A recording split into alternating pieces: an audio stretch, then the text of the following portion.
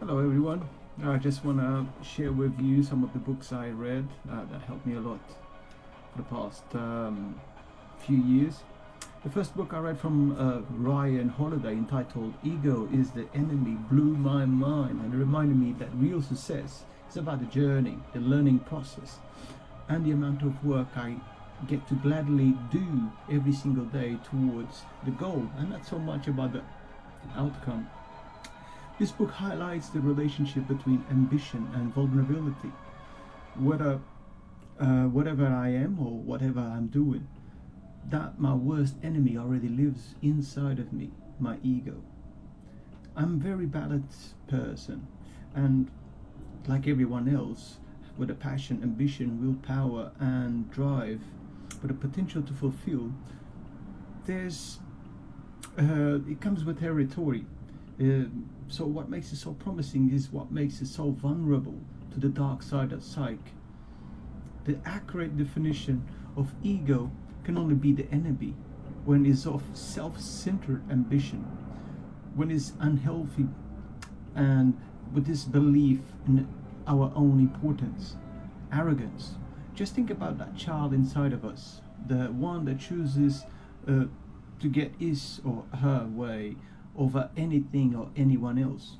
Ego is the enemy when someone needs to be better than, more than, recognized for, or with a sense of superiority, power, entitlement, or certainty, exceeding confidence or talent that they don't even have.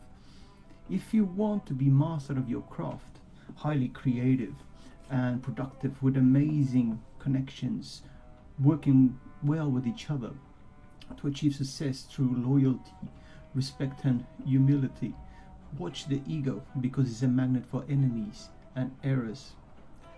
The book helped me understand the ego is with me at any step of my pathway, whether I'm aspiring until I succeed, whether I am succeeding until I fail, or until I aspire to do more, and after I fail, I can begin to aspire or succeed again. This book was organized to help suppress the ego early, before bad habits take hold, and replace with humility and discipline when we experience success, and to cultivate strength and fortitude when fate turns against us, so you're not disappointed by failure. These pages will help you feel humble in your aspirations, gracious in your success, and resilient in your failures. I'm just gonna open up the book randomly and read a couple of lines from page 80, which talks about work. Sure, you get it. You know that all things require work, and that work might be quite difficult.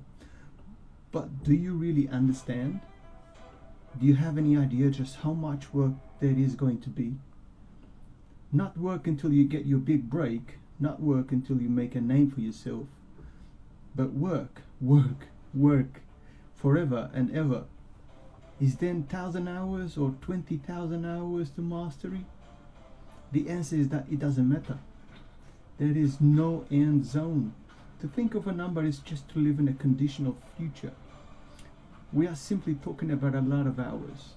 That to get where we want to go isn't about brilliance, but continual effort.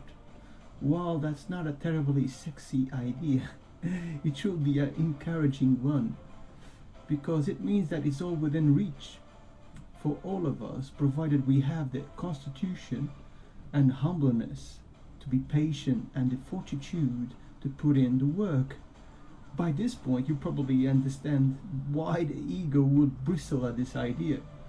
Within reach, it complains. That means you're saying that I don't have it now. Exactly, right.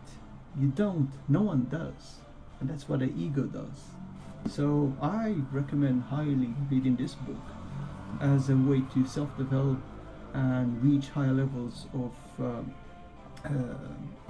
consciousness. Thank you very much.